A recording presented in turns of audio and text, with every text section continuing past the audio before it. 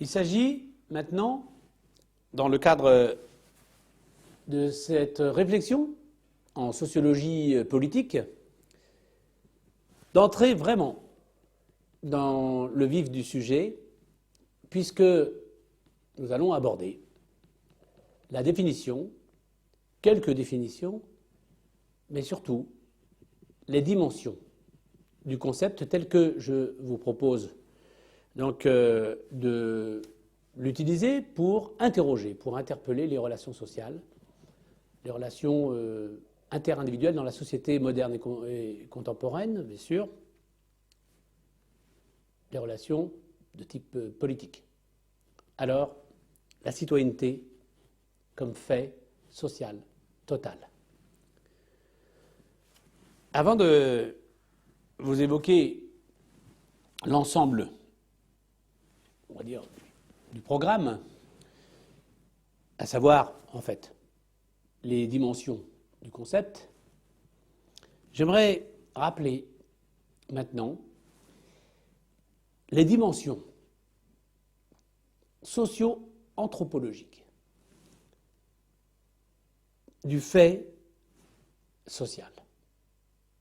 Tout simplement parce que la citoyenneté va être abordée comme un fait social. Mais j'irai un petit peu plus loin pour évoquer les dimensions du fait social total, pour reprendre l'heureuse définition d'un Marcel Mauss, neveu d'Émile Durkheim, l'un des pères, voire le père de la sociologie, de l'école de sociologie française.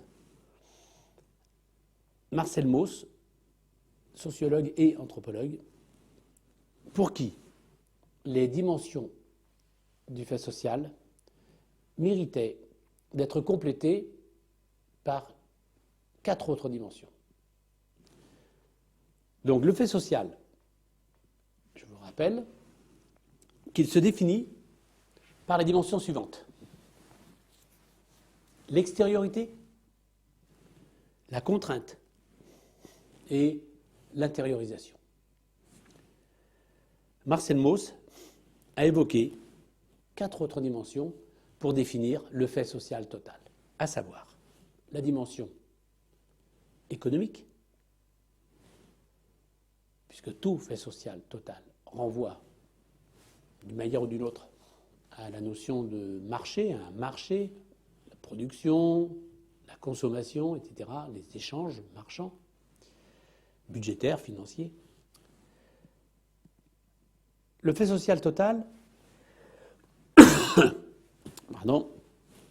s'explique, ou plutôt peut être expliqué par la dimension économique, mais aussi par la dimension politique, la dimension de l'État, la dimension de la décision, celle de la gouvernance et du pouvoir. Troisième dimension du fait social total, c'est la dimension technique. La technique, c'est que chaque fait social total mobilise des outils. Ça peut être aussi bien une charrue pour les laboureurs, mais ça peut être aussi des concepts, des outils intellectuels pour les penseurs, pour les chercheurs notamment. Ça peut être aussi, pour tout un chacun dans la vie quotidienne, un ordinateur.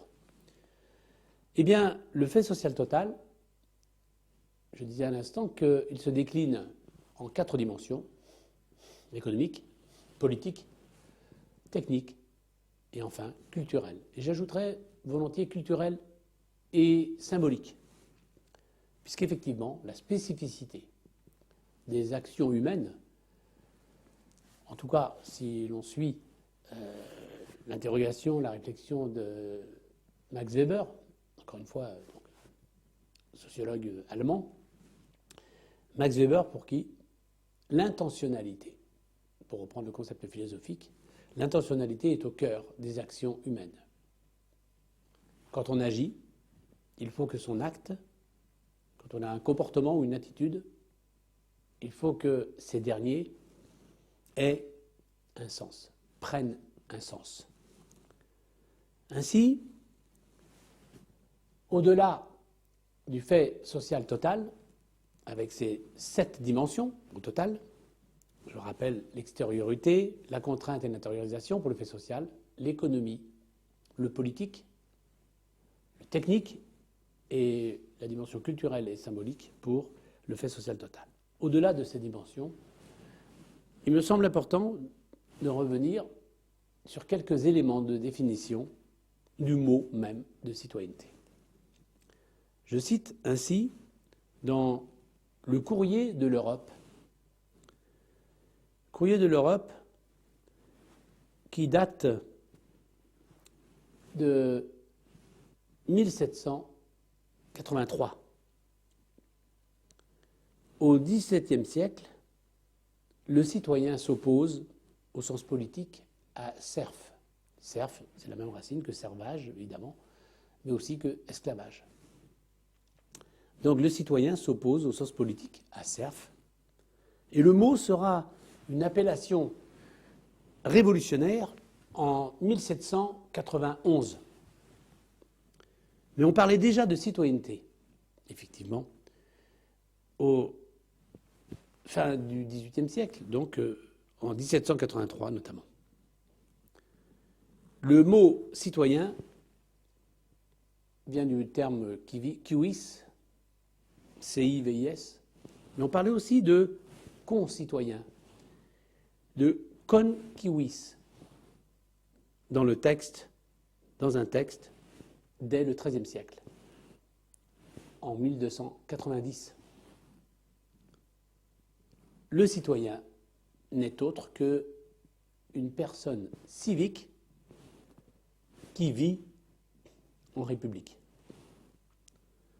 Le sens civique, c'est aussi l'idée du sens de ses responsabilités. Responsabilité, mais aussi le sens de ses devoirs. Et j'insiste sur ces deux aspects de la citoyenneté qui renvoient à la fois à des personnes qui ont des droits, mais aussi des devoirs. Alors, 4 dimensions vont être esquissées maintenant pour tenter de mieux appréhender le concept même de citoyenneté. La première dimension, c'est le politique et l'identité collective. La deuxième dimension, c'est la rationalité. La troisième dimension, c'est justement la dimension culturelle et symbolique. Et la quatrième dimension, enfin, c'est la dialectique, ou plutôt dialogique, universalisme et relativisme culturel. Alors, commençons donc par la première dimension. Et l'on doit dire qu'au cœur de la citoyenneté, il y a à la fois la notion de polis, en grec, la cité, qui a donné, je le rappelle, politique, politiquement, mais aussi policé, politesse. Au cœur de la citoyenneté, la police et la civitas, donc une origine grecque, la cité. En grec, polis, et la civitas, ou civitas, en latin, donc l'origine gréco-romaine ou gréco-latine, pour être plus précis, du concept de civis, du concept de citoyenneté. La citoyenneté, ainsi, n'est pas née, comme on le pense, comme on le croit parfois, un peu trop souvent d'ailleurs. La citoyenneté n'est pas née avec la société moderne. Nous avons hérité de manières de penser la cité, et en même temps donc de penser les citoyens.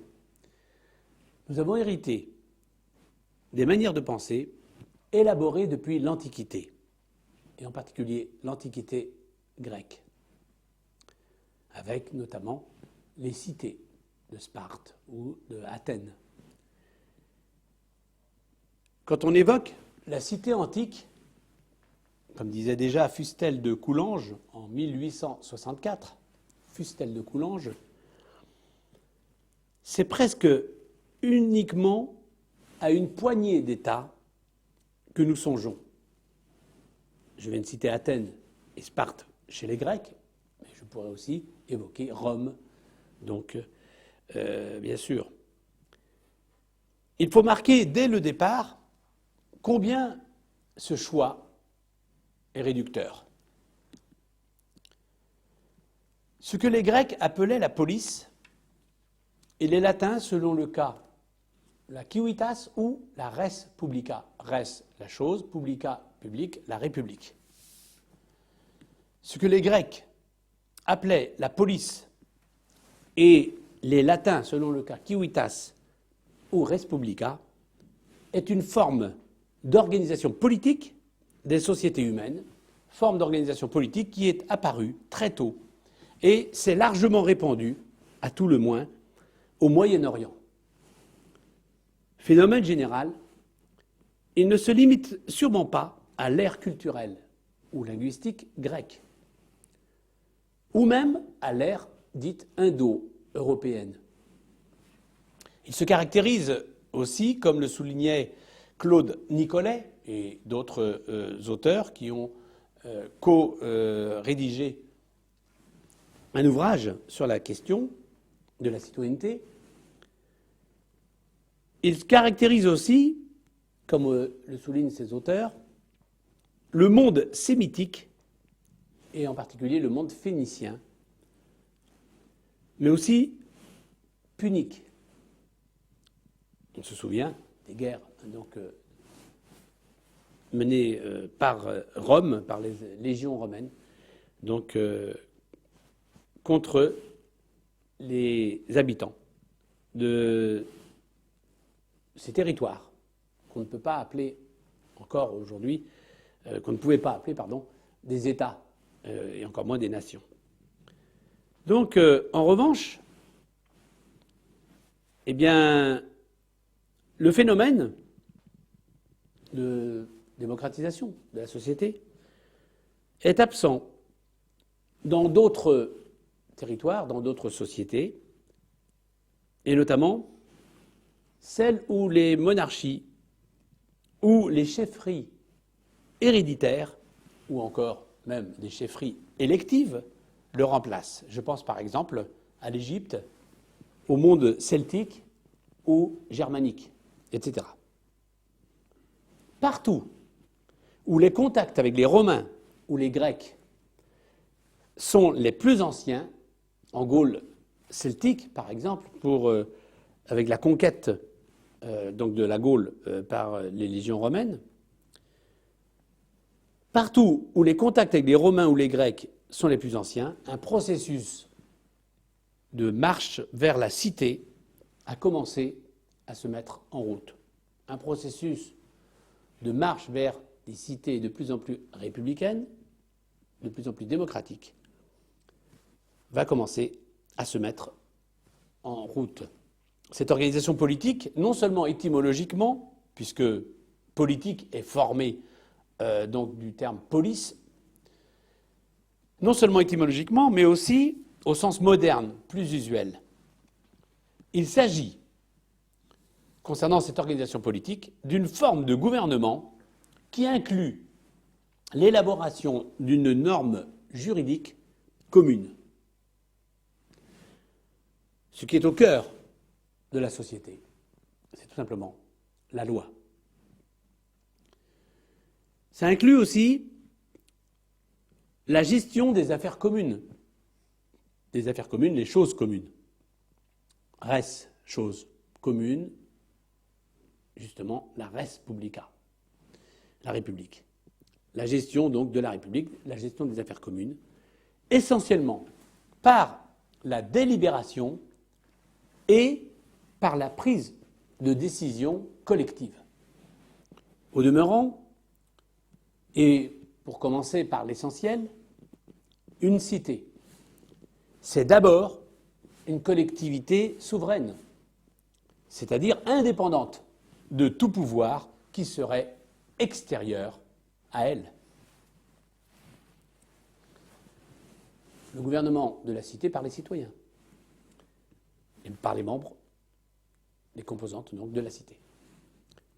Ici, les analyses d'Aristote, et plus précisément ses grilles et ses classifications des fonctions dans la cité peuvent être utiles pour une meilleure compréhension.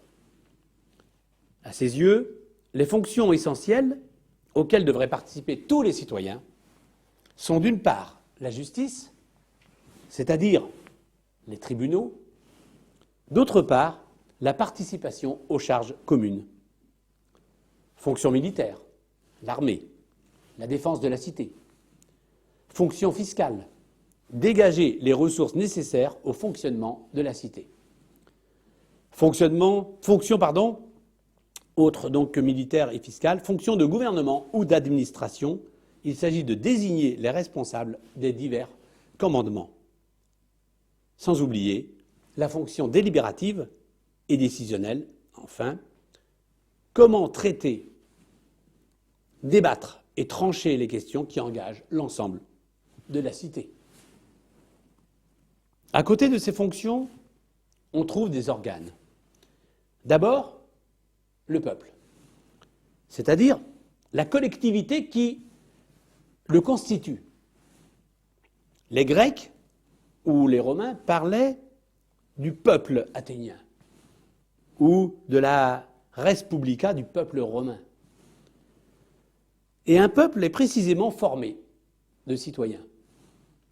Cela ne signifie pas que tous les citoyens aient les mêmes droits, que tous les citoyens aient les mêmes devoirs rigoureusement égaux. Mais il faut que l'on gouverne en leur nom. Il faut que tous obéissent, au moins dans le domaine du droit privé, il faut que tous obéissent aux mêmes lois. D'autres organes vont apparaître. La magistrature, c'est-à-dire une ou plusieurs assemblées qui réunissent une partie ou la totalité des citoyens.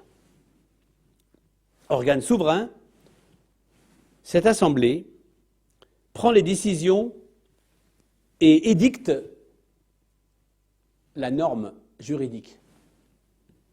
Enfin, un conseil plus réduit se réunit beaucoup plus souvent et peut délibérer de manière beaucoup plus efficace.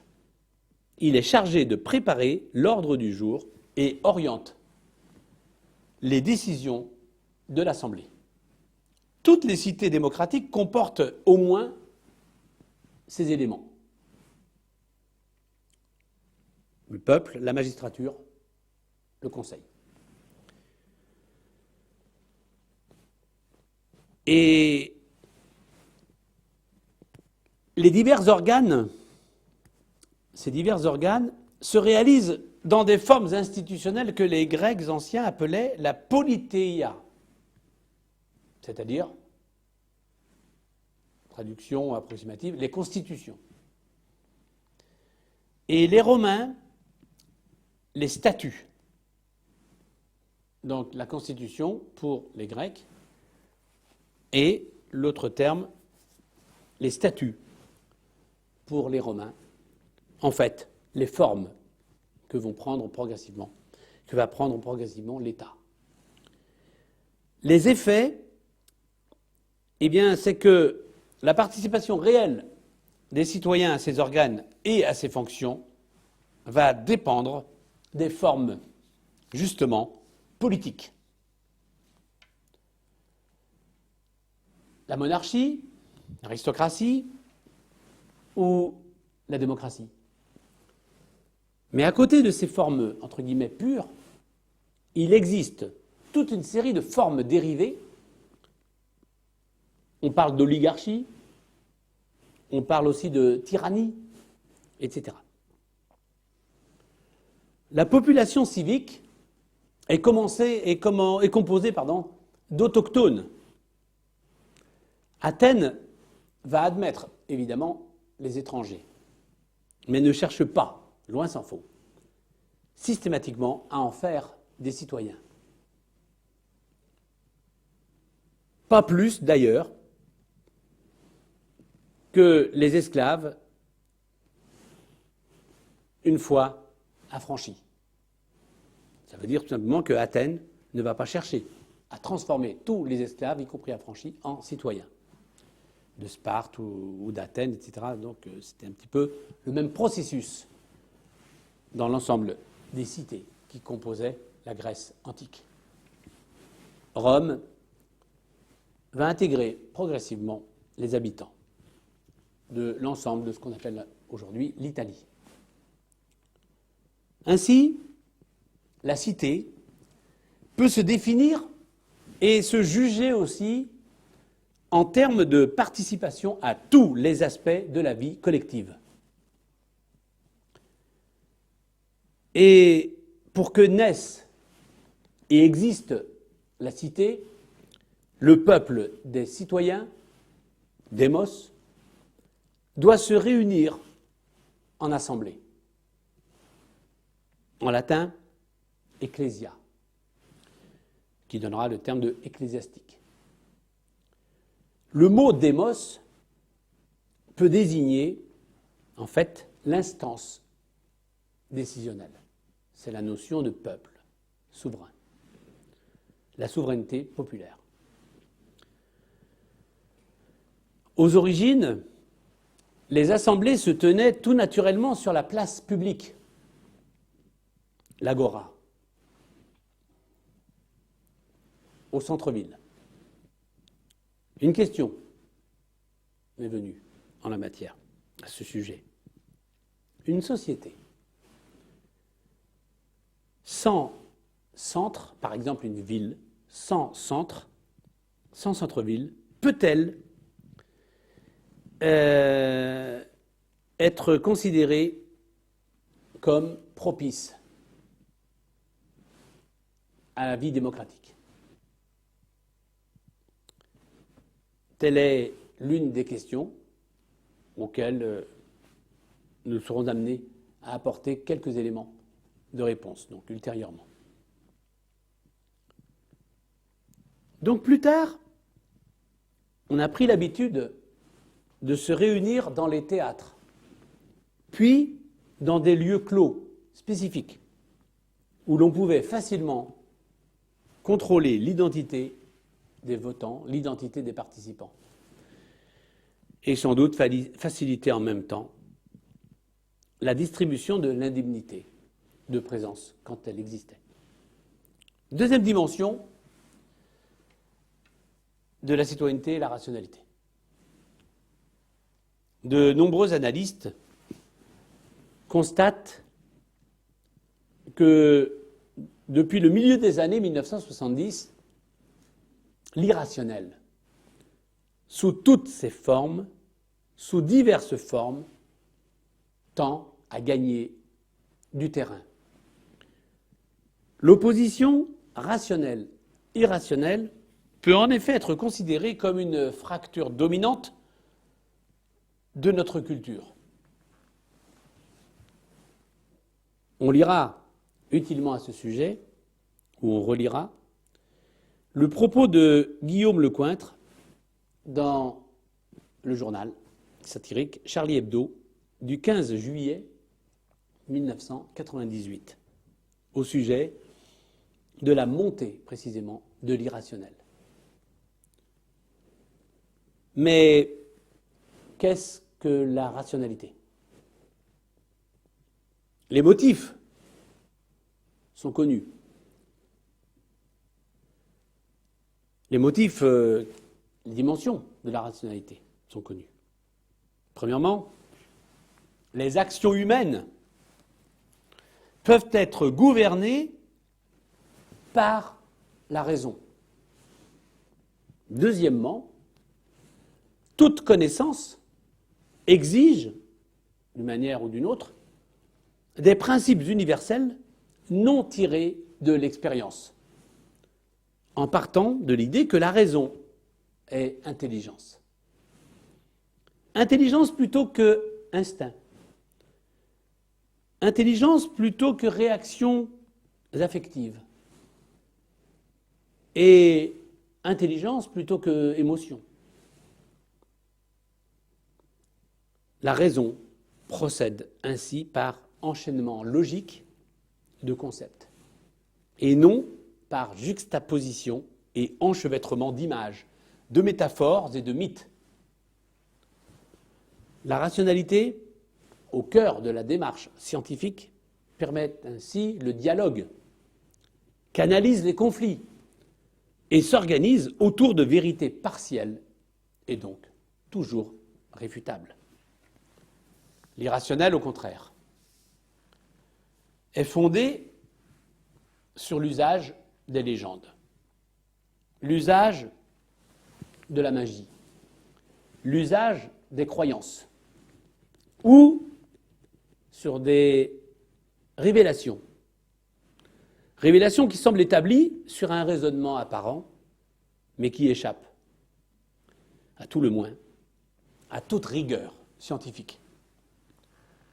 Alors, encore une fois, pourquoi l'irrationnel gagne-t-il du terrain? On peut parler, ou plutôt rappeler, quelques causes, quelques effets. Cause, effet, effet, conséquence, conséquence des effets ou cause des effets. En tout cas, une relation très interactive entre les deux éléments, les causes et les conséquences. J'en vois en tout cas, pour ma part, trois causes qui semblent gagner, encore une fois, du terrain, causes qui pourraient être susceptibles d'expliquer la montée de l'irrationnel, des comportements et des discours irrationnels. Premièrement, l'échec du libéralisme économique et du modernisme, qui propose un désengagement des citoyens et la désagrégation du militantisme, mais aussi, malheureusement, des solidarités politiques et des solidarités syndicales. Deuxième élément, deuxième cause, la séparation entre culture savante et culture populaire. La logique économique semble dicter un nivellement par le bas, de la culture, notamment dans un certain nombre de médias, et non pas dans tous les médias, évidemment. Troisième et dernier élément concernant les causes, effets ou conséquences de la montée de l'irrationnel, la confusion entre raison, science et technoscience, mais aussi techno-bureaucratie. La science est une démarche visant à la compréhension rationnelle du monde. On peut critiquer, par contre, ses résultats. On peut critiquer ses institutions, le CNRS, l'université, etc., les laboratoires de recherche, au sein desquels on ne peut pas ne pas déplorer des luttes de pouvoir, des luttes au service du carriérisme, de divers carriérismes. Mais on peut critiquer aussi certaines utilisations de résultats scientifiques. Mais rejeter la raison n'améliore jamais, à mon sens, le sort de la société. Pour en revenir à la citoyenneté, on peut affirmer, après Pierrine Piras, P-I-R-A-S, que l'aveuglement de toute raison, c'est-à-dire l'irrationalité, ouvre la voie qui mène au culte du chef prépare l'individu à la passivité ou à l'adhésion fanatique. La raison n'est pas tout l'homme,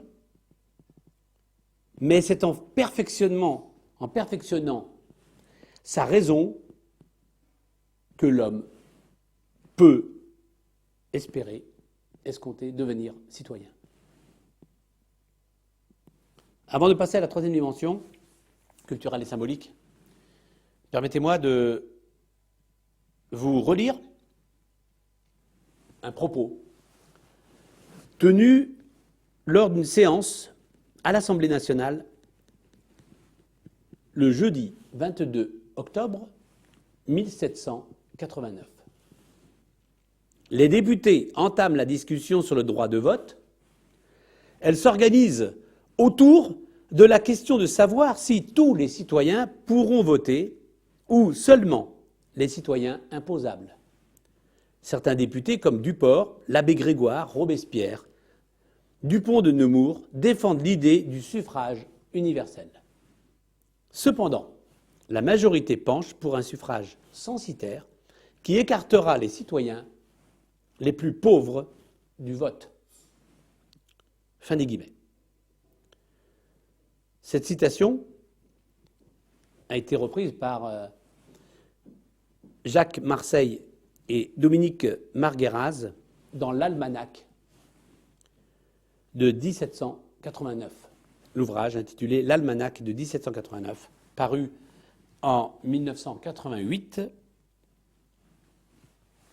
publié par les éditions Albin Michel. En 1988, je viens de le dire, et cet extrait est issu de la page 182 de l'ouvrage.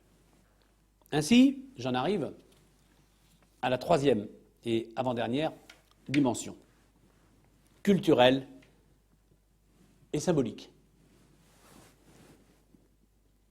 Commençons par un mot de Montesquieu.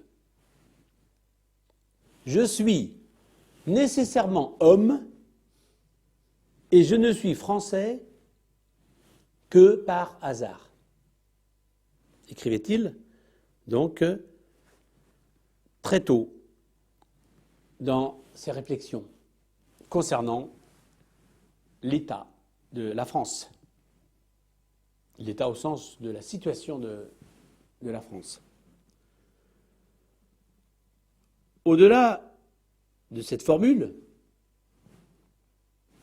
qu'il ne s'agit pas ici de commenter, je voudrais rappeler que depuis 1945, depuis la libération, la nation, comme forme politique, s'est objectivement affaiblie. Et la souveraineté des gouvernements nationaux a diminué progressivement sous un triple effet, ou sous l'effet conjugué, premièrement, de la mondialisation de l'économie, deuxièmement, de la construction de l'Europe, l'européanisation, troisièmement, de la décentralisation. Les pouvoirs locaux et l'attachement au terroir, au territoire, d'une certaine manière, remettent en question, non plus comme l'Europe de manière supranationale, mais les territoires locaux de manière infranationale, l'hégémonie de l'État, de l'État-nation, l'hégémonie du centre, qui doit partager avec la périphérie une partie, en tout cas, du pouvoir. Il serait difficile d'écrire aujourd'hui, comme les auteurs des livres d'instruction civique, cités notamment par la sociologue et philosophe, ethnologue, anthropologue Dominique Schnapper, dans la revue Sciences humaines, dans la livraison numéro 10 de 1995, dans un texte intitulé « Existe-t-il une identité française. Il serait donc très difficile d'écrire, disais-je, aujourd'hui, la France est la plus juste, la plus libre, la plus humaine des patries. Mais que signifie aujourd'hui être français, être européen ou être corse? Pour ne parler que de l'identité nationale, il importe de rappeler que, comme toutes les identités, elle est un processus et non un État. La France, entre guillemets, éternelle, est un mythe. Et l'identité nationale se construit et se modifie avec le temps.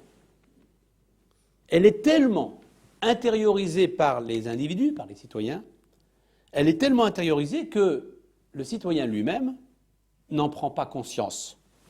Et que, par la rencontre pacifique ou violente, par la rencontre avec l'autre, à travers le commerce, à travers le tourisme, les loisirs, le sport, mais aussi la guerre, eh bien l'individu prend conscience de son identité nationale. L'identité nationale, dont l'idée est née en Europe, a toujours dû composer avec d'autres identités, régionales ou autres, l'identité juive, l'identité arménienne, à Rennes, l'identité bretonne, celtique. L'identité nationale a toujours dû composer, disais-je, avec d'autres identités qui n'ont pas été effacées. Il était admis, en 1914, que le patriotisme devait primer sur les autres et que les citoyens devaient être prêts, je cite, à mourir pour la patrie. Le slogan « Plutôt rouge que mort » des années 1980 semble révéler une passion beaucoup moins grande aujourd'hui. Ainsi, moins qu'une organisation politique imposant le sacrifice de ses membres, la nation est devenue une communauté de culture, un lieu de mémoire, pour reprendre le terme de Pierre Nora. Les Français partagent des souvenirs communs, les guerres, l'occupation, la collaboration, etc. Mais aussi des mythes communs. Prenons celui justement de citoyenneté. En Europe, la nation, qui garde une réelle signification identitaire, s'est historiquement formée autour de la notion de citoyen. L'idée de citoyenneté est née, de mon point de vue, plutôt en Angleterre qu'en France, à partir du XVIe siècle, avec la fameuse notion d'habeas corpus. L'idée de citoyenneté a ensuite été proclamée à la face du monde par des Français, par les Français. De telle sorte que ceux-ci, les Français, se vantent aujourd'hui de l'avoir inventée. On notera que les Français revendiquent aussi la Déclaration universelle des droits de l'homme, alors que les États américains, les USA, les États américains avaient proclamé des déclarations universelles les années précédentes. Mais, comme le souligne encore une fois Dominique Schnapper, je cite, « Cela fait partie de notre mythe national ». Nous aurions donc inventé en France la nation et la citoyenneté. En fait, les Français en ont inventé le discours. L'idée même de citoyenneté est née en Angleterre. Enfin, quatrième et dernière dimension de ce beau concept, plus encore que principe uniquement, ce beau concept de citoyenneté, que je considère pour ma part comme, en même temps, à l'instar de la démocratie, comme une valeur qui permet précisément le vivre ensemble. Quatrième dimension, universalisme et relativisme culturel. Le monde des sociologues est divisé entre les partisans d'un relativisme culturel absolu, pour lesquels chaque culture est absolument irréductible aux autres, rendant ainsi impossible tout jugement de valeur. Le monde donc des sociologues, notamment les sociologues politiques, est divisé entre d'une part ces partisans d'un relativisme culturel absolu et d'autre part les tenants d'un relativisme lui-même relatif, selon lequel, par-delà la diversité des cultures, il existe un horizon d'universalité qui permet la communication entre les hommes, et je m'inscris précisément dans ce second courant. La réflexion sur la citoyenneté renvoie bel et bien à la relation à l'autre, comme l'a magnifiquement défini, encore une fois, la sociologue du politique Dominique Schnapper, parlant effectivement intitulant l'un de ses ouvrages « La relation à l'autre », publié donc par les éditions Gallimard. Deux modes de relation peuvent être distingués. Dans le premier cas, la réflexion se fonde sur le constat de la différence.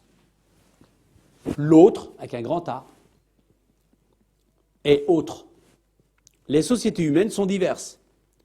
Cette différence est inévitablement interprétée en termes d'infériorité. Je évalue l'autre à l'aune de sa culture, à l'aune de ma culture,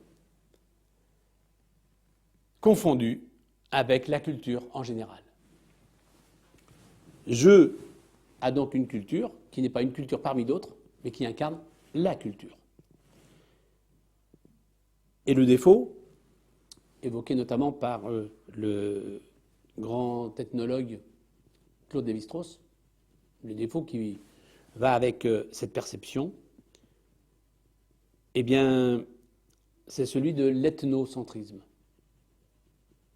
voire du sociocentrisme. Je juge l'autre à l'aune de la culture à laquelle j'appartiens, à l'aune de ma culture, qu'elle soit culture ethnique ou culture au sens social du terme. Donc évitons, autant que faire se peut, de sombrer dans ces excès ethnocentriques ou sociocentriques dans nos analyses et interprétations de la complexité des relations sociales. Il est admis l'autre dans sa différence, mais figé dans une infériorité qui ne peut être définitive. L'attitude la plus favorable est donc la tolérance que va manifester par exemple Montaigne à l'égard des mœurs, à l'égard des coutumes, à l'égard des us et coutumes. L'attitude la plus favorable est donc la tolérance que va manifester Montaigne notamment, mais aussi tolérance révélée par la découverte de l'Amérique. Mais cette tolérance ne peut être que plus ou moins méprisante. Rappelons-nous le fameux mythe du bon sauvage. L'attitude inverse, c'est l'idée que l'universalisme abstrait est un principe. Par-delà la constatation des différences, le principe universaliste affirme donc l'idée du genre humain. Tous les hommes, en tant qu'hommes, ont la même capacité intellectuelle ou morale et partagent la même raison et la même vocation à la liberté. Il pose que l'autre est un autre soi-même, pour reprendre le mot de Jean-Paul Sartre. Il n'existe pas de limite aux droits de l'homme, à la dignité de chacun d'entre nous et au respect. Mais ce principe comporte aussi des limites évidentes, car il s'agira, autant que possible, d'assimiler tout le monde, car l'universel, c'est la culture du je, J-E. on peut très difficilement penser en même temps l'égalité et la différence. On n'exclut pas l'autre, mais on l'inclut en le niant dans la mesure où on le rend semblable à soi. À ce sujet, Claude Lévi-Strauss a rédigé de très belles pages sur ce qu'il appelait les sociétés anthropophages. En fait, ces deux idées, c'est-à-dire celle de la différence absolue entre soi et les autres, et celle du bien fondé de l'assimilationnisme qui tend à nier la différence, refusent toutes deux l'autre en tant qu'autre. Dans les deux cas, selon l'heureuse formule de Todorov, il s'agit d'indifférence. Alors, comment tenter de dépasser ces deux formes élémentaires du rapport à l'autre, qui par définition est différent? Au fur et à mesure que s'établit la société moderne, ou pour reprendre le mot de Dominique Schnapper, la société des citoyens, la communauté des citoyens,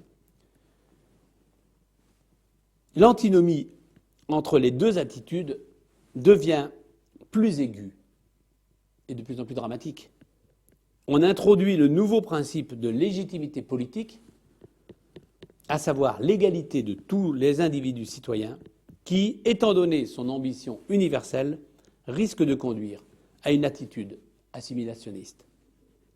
Mais apparaît en même temps l'idée de la relativité culturelle et de la valeur intrinsèque de toutes les cultures, qui, elle, cette idée, est affinée avec le différentialisme. La police, POLIS, la cité, est une communauté d'hommes citoyens soumis à une même loi, avant même d'être un territoire. Les exemples d'Athènes et de Rome sont fréquemment cités quand on évoque le principe de l'universalité du citoyen, défini en termes juridiques et politiques. Il faut insister sur le fait que ce principe s'est toujours accompagné de l'exclusion d'une partie importante de la population. Les esclaves, les vieillards, les femmes, les enfants, les métèques, etc. Rappelons-nous que la Révolution française, après avoir proclamé l'universalité de la citoyenneté, a bien vite défini des citoyens actifs, seuls autorisés à exercer pleinement les droits politiques. Et là, je pense bien entendu au droit de vote des femmes, simplement autorisé en 1944-1945, donc à la Libération, en France. Retenons seulement que notre société des citoyens modernes est l'héritière de cette nouvelle conception politique, fondée non plus sur les tribus, sur les groupes intermédiaires, les clans, etc., les chefferies, mais sur les citoyens, définis uniquement et exclusivement en termes juridiques. Il faut noter l'ouverture potentielle de la citoyenneté à tous les hommes, et on pourrait dire aujourd'hui à toutes les femmes, et sa vocation universelle. Il faut souligner, encore une fois, la tension entre ce principe d'inclusion qu'est la citoyenneté, principe juridico-politique, et les manières dont il est effectivement appliqué. Le pouvoir est exercé à Rome, par exemple, par des oligarchies. Et certaines populations sont totalement exclues de la citoyenneté. À Rome, d'ailleurs, mais comme à Sparte ou à Athènes. Quand on évoque l'universalisme, on se doit de rappeler l'universalisme du message, précisément du message du Christ, ou plutôt sa vocation après la rupture avec l'Ancien Testament, de sacerdoce universel avec ses, je cite, prétentions universalistes de domination. À cet égard, la découverte du Nouveau Monde est sociologiquement très intéressante. La société européenne devient une société parmi d'autres et désormais va s'imposer à la réflexion des différences de culture et la relativité des cultures et des valeurs. La conquête des Indiens se voulait d'abord mission chrétienne. Elle se justifiait au-delà des arguments de l'enrichissement, et donc l'argument économique, comme la christianisation des païens ou des sauvages. Lorsque Christophe Colomb découvre les Indiens, il ne cherche pas à les percevoir, à les comprendre, à interpréter leur culture. Il ne vise qu'à les convertir. Les autres ne sont décrits que négativement, dépourvus de tout, d'aucune secte ni idolâtre, disait-il, sans armes et sans loi, bref, dépourvus de tout. Les Indiens ne peuvent qu'être assimilés à la culture chrétienne et espagnole. C'est pourquoi ils sont indiscernables les uns des autres. Selon ses humeurs, Christophe Colomb les juge tous beaux et bons, ou bien tous cruels. C'est-à-dire qu'il se refuse à les percevoir dans leur individualité. On connaît la suite. L'Indien est réduit au statut d'objet et non de sujet. Perception qui est à la fois signe et instrument de la politique assimilationniste. On sait ainsi que la Bible comporte une dimension d'universalité, contestée d'ailleurs en permanence au nom du constat des différences entre les hommes. L'Indien vaincu et l'inférieur. L'Indien à la fois vaincu et inférieur est-il créé à l'image de Dieu, au même titre que l'Européen chrétien, son vainqueur? Le débat s'est poursuivi jusqu'à la célèbre controverse de Valladolid entre 1550 et 1551, qui opposa les arguments du chanoine de Cordoue à l'évêque de Chiapas. Pour l'un, les Indiens sont des esclaves par nature. Selon l'autre, ils sont libres par nature. L'intérêt et la sympathie du dominicain Las Casas, l'évêque Las Casas, pour les cultures locales, font de lui l'un des ancêtres des anthropologues, mais en même temps, il continue à s'inscrire dans le projet missionnaire et son ambition finale vise à assimiler les Indiens à la foi chrétienne, non à reconnaître leur spécificité. L'admirable combat de Bartolomé de Las Casas, défendant les Indiens contre les conquérants espagnols au nom des valeurs universelles, révèle aussi les limites inévitables de l'universalisme. On peut parler d'une assimilation culturelle violente ou d'une assimilation plus douce, plus progressive, plus respectueuse des différences, à la manière des jésuites, garantissant les libertés des Guaranis au Paraguay entre 1609 et 1768. Ainsi, l'Église a inventé, en outre, pour distinguer les vieux chrétiens des nouveaux chrétiens, le statut de pureté du sang, de pureté de sang.